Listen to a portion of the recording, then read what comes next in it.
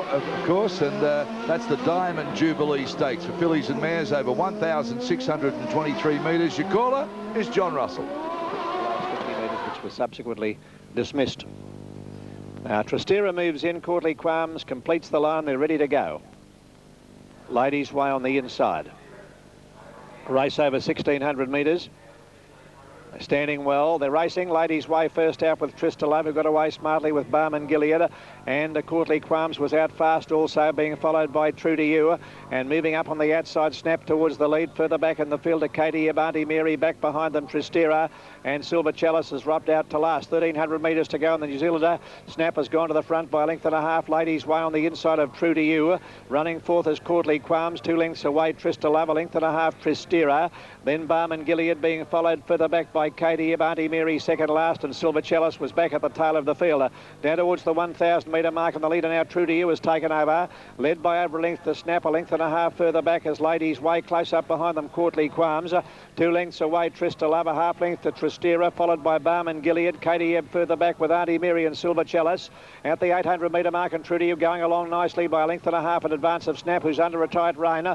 2 lengths away then Ladies' Way on the inside of Courtly Qualms, Tristalove on the inside, a bit further back as Tristera, 2 lengths to Katie Ever, and they were followed next then by Barman Gilead, Silver Chalice and Auntie Mary. Round the turn they come, and True to You is still the leader. Snappers after True to You as they set sail for home, and they're followed by Courtly Qualms and Tristalove down the outside, and Tristera winding up and looking for a run through behind them. Ladies' Way as they come down past the 400. Snappers dash to the front here, and Snappers clear. Tristera coming down the outside, followed by Tristalove, who's under pressure. True to You is back behind them, but Snappers travelling very easily in the lead. She's got it shot to pieces with 100 metres left to go. Tristera and Silver Chalice coming from the rear, but Snapper's much too good, and she'll win with something in hand. Snapper eased down on the post to score by a length and a half Tristera.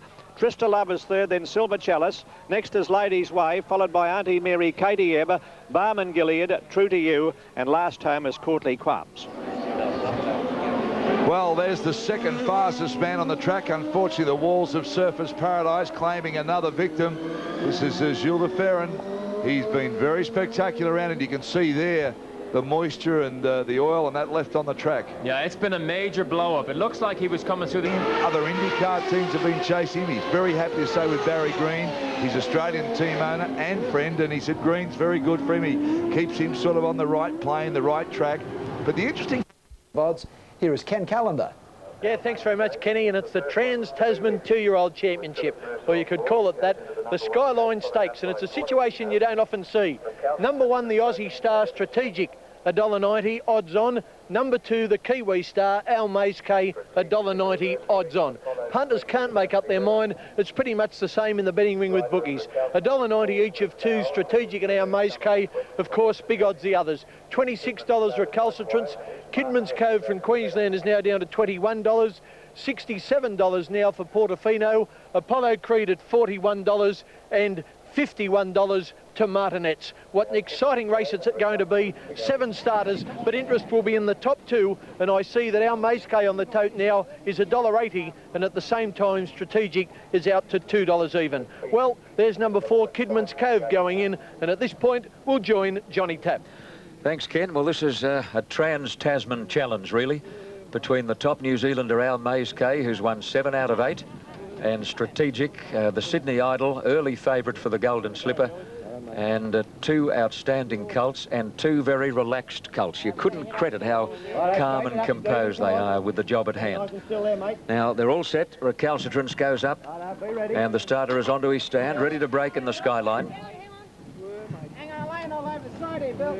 Martinet stands in well, gates open, they're off, and Recalcitrance on the outside bounced out in front of Strategic, but Philip Mercer has his sights on the lead, and he quickly bustled Al Mace K through on the fence to draw clear of Strategic and Kidman's Cove on the outside. 2 lengths away, Martinets, and then Recalcitrance, who's dropping back after winning the start, followed by Portofino, and Apollo Creed is last of the 7 in the run to the 800 mark. They're going at a pretty good gallop, and Al Mace K allowed to run by Mercer, led by a bit more than a length to Kidman's Cove on the outside of Strategic, who's getting the run of the race, about 4 lengths lengths away. Martinet's having a job to keep up, followed by Recalcitrance and Portofino, and ahead away is Apollo Creed as they come up the hill. The leader is Our Maze K by a length to Kidman's Cove. 3/4 away, Strategic on the fence, being niggled a bit by Beedman as they near the turn. About 3 to Martinet's, who's made up a little ground, followed by Recalcitrance and Portofino. Heads a turn for home, and Our Maze K, the leader. Strategic about to get into the clear. Here he comes now. It's the moment of truth for the slipper favourite, Strategic. He races up to Our Maze K. They've immediately put 4 lengths on Kidman's Cove. Strategic put his head in front. Our Maze K fighting on, but the Sydney Colt is too good. Strategic, he's drawing away, and he'll win the slipper too. Strategic beats Our Maze K second, Kidman's Cove a distant third in front of Martinet's, followed by Recalcitrance. A long way back, Portofino, and Apollo Creed is last in the skyline. Well, it was everything it was going. It was written up to be a great race between the two. Our Maze K having his first start in Australia. He had no trouble getting to the front. Strategic trailed him, picked him up there inside the last 100 metres, and just too strong, the Aussie. Number 1 Strategic to pay $1.90 the win and $1.20 the place. Number 2 Our Maze K second will pay $1.10, and there'll be no third dividend for Kidman's Cove. A great race. Strategic the winner by about a half length over Our Maze K, and as John Tapp dubbed it, the Trans-Tasman Challenge. What a race it was, and you saw it on the wide world of sports.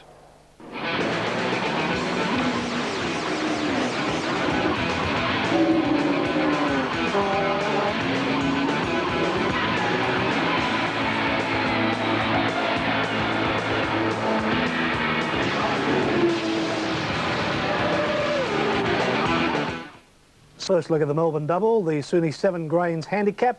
Here are the closing stages. Left to go. Greaves is trying hard to pick it up, but it's Colt Burnett holding Greaves in the final stages. Colt Burnett in front is too good again. Colt Burnett wins it well. A length to Greaves, third home Paxmat Will, followed by Rasputin's Revenge. Now earlier at Flemington, Hariba, Mahogany and Scalacci clashed in the Stanley Wootton Stakes. Hariba led all the way. Here are the final stages. Hariba is the leader. Mahogany now starting to knuckle down to his task, is coming after Hariba. Hariba still the leader. Mahogany's trying to get to Hariba in the final stages. Hariba still the leader from Mahogany and Scalacci. Hariba in front is holding Mahogany. Hariba too strong. Hariba wins it by a length. Mahogany, Scalacci third. And 10 lengths further back, Bill. In cycling, Sydney's Brad McGee has smashed the Australian Pacific. Okay, as I promised you, the Tui's Canterbury Guineas over 1,900 metres with the tape rundown. Here's Kenny Callender. Yeah, thanks, Darryl. It's the big one of the day, or the other big one of the day, after we saw that great 2-year-old race with Strategic triumphing over Our Maze K. The Canterbury Guineas, the hot favourite, is Dane Wynn at even money on the tote, and the Hong Kong jockey Jackie Che is in the hot seat. Right, from the top, St Covert. Wayne Harris is mounted as second favourite, showing at $4. Odds of 3 to 1. These are New South Wales TAB dividends. Number 2, Allegro at $26. Dane Wynn at $2 exactly. Number 4, Avedon, as I speak, is into $12. He's from New Zealand. Just a Printer, $41. Fewer Chosen at $31. Stony Bay, Shane Dye's mount, riding terrific Shane. Stony Bay is at $11. Taradu at $34. Number 9, Persian Flyer at $13. Number 10, Law of the Land at $41. Perfect World at $34. Centre Isle is a 100 to 1 chance. Shaskay at $61. Roadworthy at $101. And Deja Slew, the emergency, never got a run. $3.90 at the moment for St Covert. $2 exactly for the favourite Dane Wynn, as I cross to Johnny Tapp. Thanks, Ken. They're having trouble here with a horse called Just a Printer, who's been giving the gateman quite a lot of trouble. I think they have him in there now, though, at long last. Now, Just a Printer has been positioned in gate 12. Wayne Harris, or rather Kevin Moses, is remounting. St Covert has come into barrier 6. Allegro goes up to the extreme outside. Taradu is in there now. Oh, there's St Covert going off. He's climbing right up in the gate, St Covert. Harris grabbed an upright and steadied himself. Now they've been able to pacify St Covert.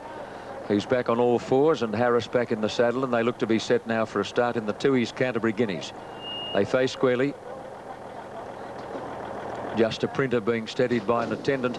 The gates open, they're off and running, and a pretty good start. Persian Flyer jumped well, so did St Covered. Dane Win from the inside gate as one of the first out. Stony Bay charging over, and look at Allegro, who's been fired out of the outside gate. He's going to spear across and go to the front. And one of the Kiwi Brigade, Allegro, in front at the winning post the first time over St Covered, followed by Stony Bay. Dane Win is running fourth on the inside. Just a Printer next, followed by Centre Isle, and then Roadworthy, and behind those Perfect World. Persian Flyer getting back to be a little worse than midfield on the inside of Few Are Chosen.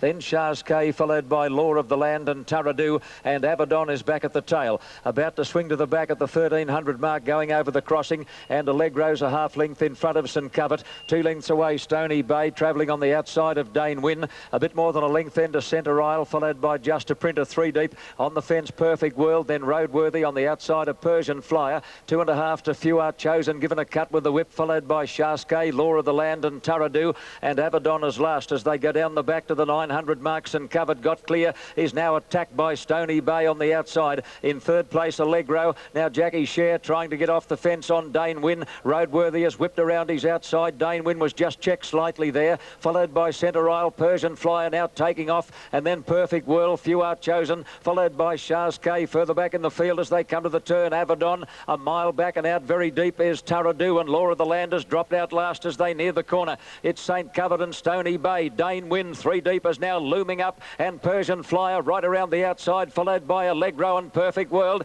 In the straight, the leader Stony Bay, tackled by Dane Win and Persian Flyer. Persian Flyer on the outside is running the race of his life. Persian Flyer coming at Dane Win. Look at Shazkay down the outside. He's coming home right over the top of them, Shazkay. Shazkay went past those leaders like they were tied to the fence at any old odds. Shazkay in the boil over wins the Guineas. Allegro came again to get second after looking beaten. Dane Win is third, and Jackie Chair did everything right on him, followed by Persian Flyer, Taradu, Stony Bay, and then Abaddon, Perfect World, St Covered, Centre Isle, followed by Law of the Land and Few Are Chosen, Roadworthy, and Just a Printer last in the Tui's Canterbury Guineas of 1995, and the winner is Shazkay, number 13, ridden by Robert Thompson, $75.70 and $11.20, $75.70 and $11.20, and the Bolter wins the Canterbury Guineas. Yeah, let's pick up this replay. Shazkay just steamed down the outside for Robert Thompson. Was almost as though he was the favourite. He went so quickly, and he got the prize. As John told you, Allegro came again to run second. TAB number 2, who'll pay $4.90 for the place. And Dane Win, the hot pot. TAB number 3 was third, and he has paid $1.30. But all honours were with the winner.